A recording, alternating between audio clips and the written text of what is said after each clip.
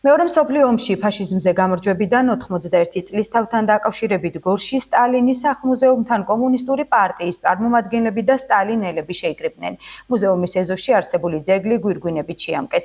მიტანილი ჰქონდათ წითელი დროშები და სურათები.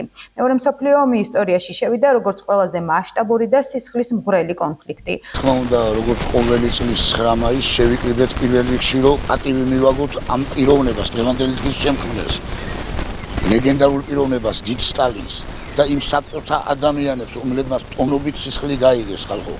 ჩემ არაერთ გამოსვლაში მithქვამს, რომ ეს დღე მისიდან არ აღმოცენდა და წვიმის სახით არ მოსულა. საბჭოთა ხალხმა ტონობით სისხლი გაიგო ხალხო, რომ სოფლიოს ხალხებს სიცოცხლე შენარჩუნებოდათ. ეს მარტო საბჭოთა ომი არ იყო, ეს სოფლიო ომი. ყოველ წელს ვიგრძნობით, ყოველ წელს აკავარ. დაბადების დღეა, სიკვდილის დღეა თუ გამარჯვების დღე. ახლა